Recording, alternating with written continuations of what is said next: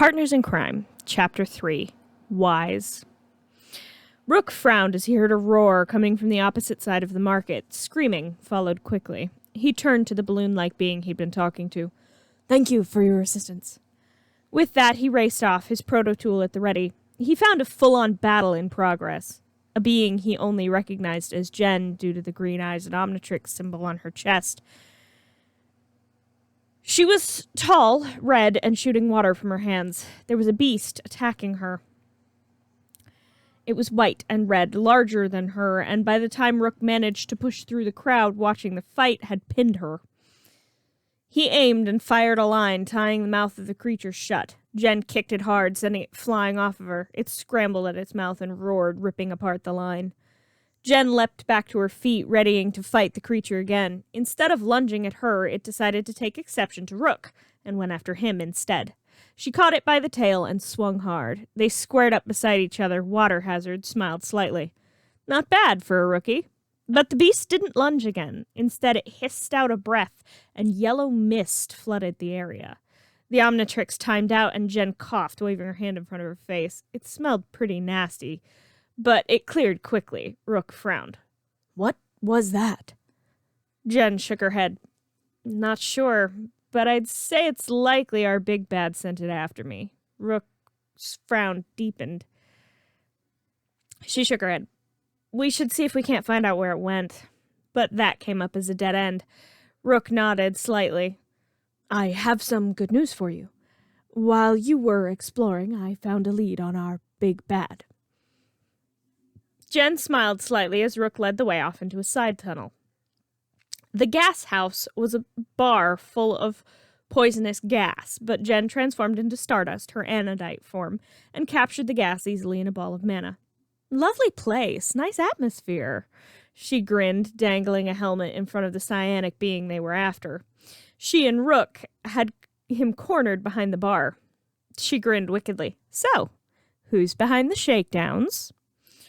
Jen tossed the helmet to Rook, and the psionic, whom she was calling Bubble Helmet until they found out his actual name, gasped. "I'll tell you when I can breathe." Rook nodded, handing him the helmet. "That sounds like a good deal." "Rook, no!" But too late, the psionic clicked on his suit, generating the poisonous gas. He breathed and took off out of the bar. Jen grabbed Rook and flew out after him, waving a hand behind her, releasing the gas back into the bar. "Have you ever gone after a bad guy that wasn't a rodent?" Jen asked, a bit annoyed that she knew Kevin and Gwen wouldn't have made a rookie move like that. Rook glanced down slightly. "No. I have studied extensively and trained." Jen nodded slightly. "You've got a ways to go, then." He nodded. "But this rodent should lead us back to the nest." Jen laughed lightly, speeding up to keep pace with the psionic. Rook was right. Bubble Helmet ran straight back to the nest of bad guys, being headed by none other than Siphon. Jen stepped forwards as the Omnitrix timed out, so she was almost between Rook and Siphon. The former lackey of Vilgax looked down on the two of them, a wicked grin on his face. "Jen Tennyson, here to ruin my plan? I think not." Jen snickered under her breath slightly. "Told you so," she muttered to Rook before turning her full attention to Siphon. "You're behind the shakedowns? Last time I saw you, you got tossed around by Vilgax." That wasn't entirely true, but no one really knew what had happened with the Dagon, except for Jen herself, Gwen, and Kevin. They'd been very careful that no one else find out the full truth of that battle. Even if she'd only had it for a few minutes, wielding godlike power like that was dangerous, and the knowledge that she had been able to do it as herself was dangerous for others to know. Siphon sneered.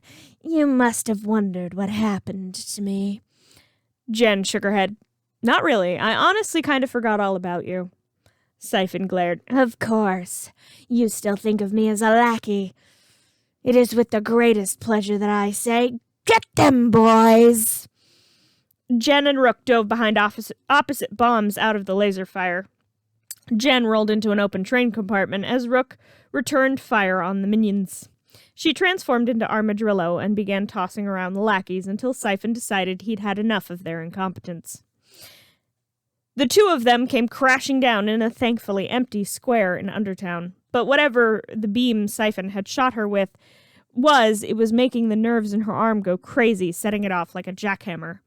She couldn't control it, and spotting an electricity box, she drove her arm into it, forcing the Omnitrix to reset as she went flying. She groaned, rolling onto her front. Her hair was smoking slightly, but she was back to normal, and could almost move her fingers again. Siphon laughed. My exciter beam is a simple device. It overwhelms the nerve endings, causes loss of muscular control. But I have so many more sensations to try out on you. He aimed another blast at her from a compartment on his armor. But before he could do anything, the same beast from the marketplace came crashing through a nearby wall. Jen managed to scramble to her feet and up against a wall as the beast hissed inches from her neck. For fuck's sake, Siphon, call off your dog! Siphon shook his head. It's not mine. As if to prove this, the beast, snapping at Jen one last time, turned to Siphon and hissed, advancing on him. He turned to run, but a wooden wall above them burst open as Siphon ran. Rook raced after him, calling for him to stop as he gave chase. Jen turned her attention back to the beast, which, with Siphon's retreat, turned back to her. She slammed a hand into the Omnitrix and transformed, blasting the beast back with an arc of electricity. Haven't used this one before, she said, blinking down at the tall Yeti-like form she became. Electricity coursed through the fur of this being, and she grinned, beckoning the creature to advance. Rook leapt and swung around the scaffolding of the tunnel. Siphon was blasting at him. I must have that armor. He laughed as Rook avoided another laser fire. The armor is not for sale. Rook dodged behind a wall, hoping Jen was all right. She would be able to handle the creature that had attacked her twice now. He had no doubt of that. She was a skilled fighter. Oh, I don't want to buy it from you, he said, firing again, forcing Rook to move again. I will peel it off your corpse, he threatened, laughing loudly again. Rook leapt through the scaffolding. Just how green are you? Siphon scoffed. At least the Anodite and Osmosian knew what they were doing. But even as he finished the sentence, a great creaking echoed through the room. The scaffolding came crashing down on top of Siphon. Rook managed to dodge out of the way just in time. Not so green that I would let a tunnel collapse on me. He smiled, slapping the cuffs on Siphon. I believe that was my first wisecrack. He dragged the villain out of the tunnel and into an offshoot that led back to the central lines where the shuttle for Undertown ran. He found Jen there, standing beside the creature, which was charred, laying on the tracks. He smiled at her. Jen. She looked up, glancing at Siphon cuffed at his feet. I made my first wisecrack.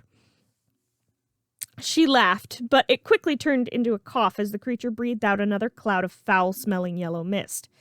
When it cleared, the beast was gone. Jen shook her head. Gone again. She sighed, turning back to Rook. Well, at least we broke up Siphon's gang. She pulled a pendant out from under her shirt. It looked like a jewel-encrusted plumber's badge, but was too small to be an official badge. Rook frowned.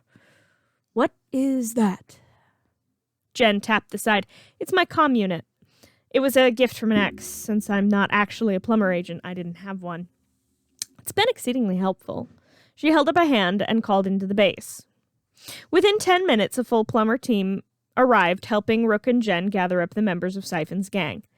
Max Tennyson was there too, and pulled Rook aside as Jen stepped up to one of the agents, talking to them about the creature that had attacked her twice now. He took a grease-stained bag from one of the other agents, a blue-eyed blonde human who smiled, winking at Rook. So, how did it go? Max asked. Rook frowned slightly. I believe it went well. I believe she may feel me undertrained for this position. Max shrugged. Best to learn on the job. Give her these. She had to miss most of breakfast this morning. Chili fries, her favorite. Rook nodded, taking the bag. Max helped to take a few of the gang members up to the prisoner transports. He caught up to his granddaughter as Siphon was being loaded onto the transport, insisting that he had no idea what the beast had been. So, what do you think of your new partner? I think you should have told me sooner, Jen said, rolling her eyes. She sighed. He's not bad. He's got a lot to learn, though. Max grinned. You got a lot to teach. Jen laughed lightly as Rook stepped up to her. Magister Tennyson says you prefer these chili fries, since you did not get to finish breakfast. Jen grinned at him, holding out a fist. Thanks, partner. He took her hand and shook it. She laughed lightly. No, hold out a fist. Rook frowned, but did as he was asked. She gently bumped her fist against his. It's a human sign of triumph. It usually means something cool happened. It's called a fist bump. Rook nodded, smiling. Max held back a laugh. He couldn't help but think of the first time he'd teamed up with an alien. He shook his head, turning to the transport, while Jen led her new teammate off to her regular patrol as she began stuffing fries into her mouth. Chapter 4. Legality. Jen made it home relatively early that evening, which was good. She still had a bit of prep work to do for school, which started in 2 days. She was midway through an essay about her summer for creative writing class she'd be taking when a knock sounded on the door. Her mother answered the door and spoke to whoever it was for a few minutes before calling out to her. Jen, could you come here, please? Jen frowned and stood, stepping over to the door. Standing there was a tall man in a clean gray suit with short, cropped red hair. Miss Tennyson? He spoke with an Irish accent, and Jen frowned, looking him over again. He wasn't wearing the pin of the Forever Knights that they normally wore when out of armor, and besides that, most if not all of the knights had died in the last offensive stand against the Esoterica. He wasn't a fighter, not enough muscle definition even in the suit. My name is Brian O'Connor. I'm here on behalf of O'Connor and Sons Legal Affairs. Jen frowned as her mother eyed her as if wondering what she'd broken this time. May I come in? No offense, but I'd like to know why you're here first. He nodded slightly. I am here to release the contents of the last will and testament of a Mr. George Eternius. Did you know him? Jen let out a shaky breath. I did. She motioned him inside. Her mother was frowning, but Jen shot her a look that clearly stated they would talk about it later. Mr. O'Connor sat down in the armchair, setting his briefcase down next to Jen's homework. I am sorry for your loss, Miss Tennyson. She nodded as he pulled a sheet of paper from his briefcase and handed it over to her. It was a will. She recognized George's handwriting easily. She'd been reading his journal for a while now, after all. He had been a 2,000-year-old knight Jen had met after being tossed back in time to the 11th century England.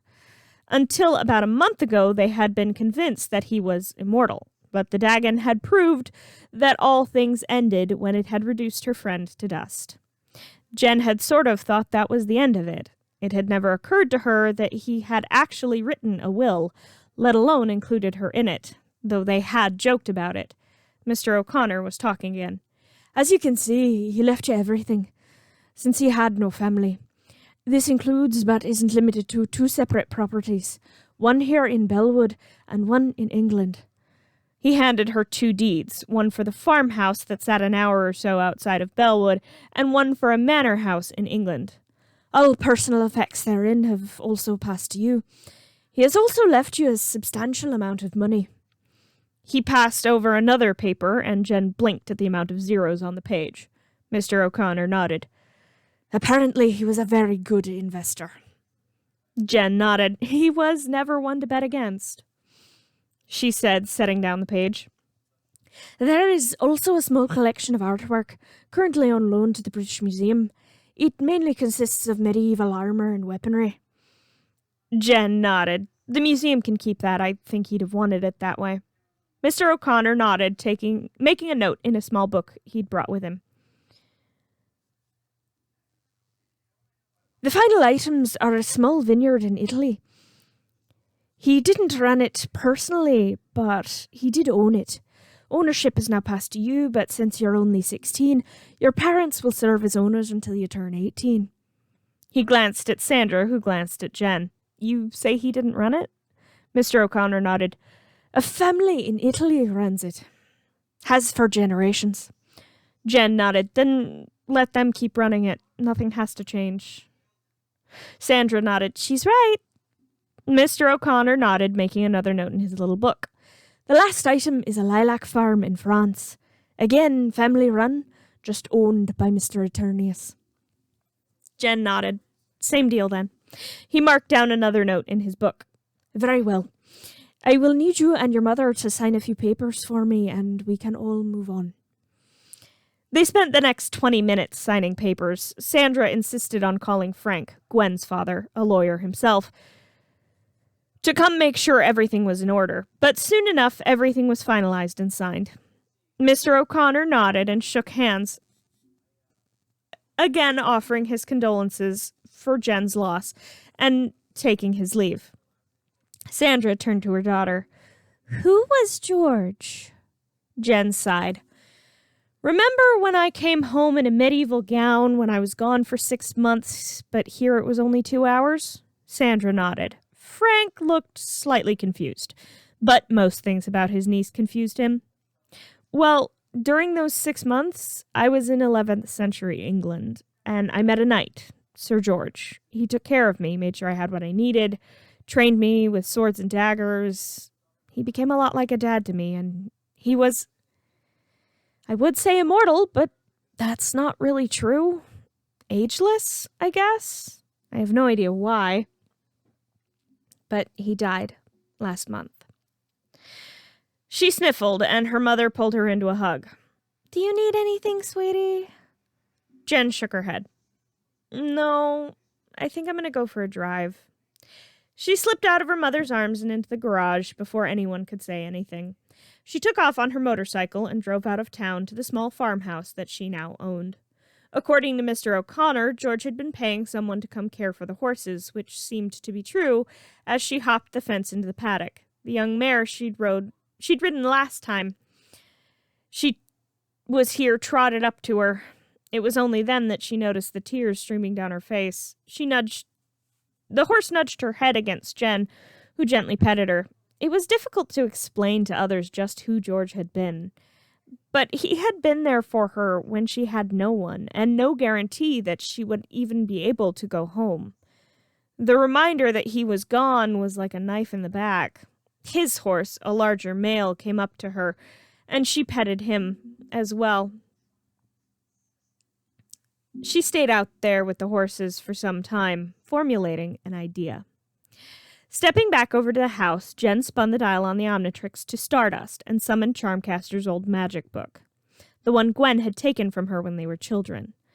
She set to work, warding the house against evil, but took it a step farther, warding the horses' barn as well, going around the full parameter of this property. It took her a while to finish, and she was tired by the time she unlocked the front door. Flicking on the lights, she looked around the room. Her heart gave a twist at the green book on the table. It still lay open, but now, with the spell broken with the death of its subject and the destruction of its target, the pages were stained a shimmering black. The clasp no longer glowed. She closed it and slipped it into an empty space on the shelf beside George's memoirs. Sighing, she stepped over to the wine bar and poured herself a glass from the bottle he'd left on the counter. She lifted the glass. Here's to you, George. She downed the drink quickly.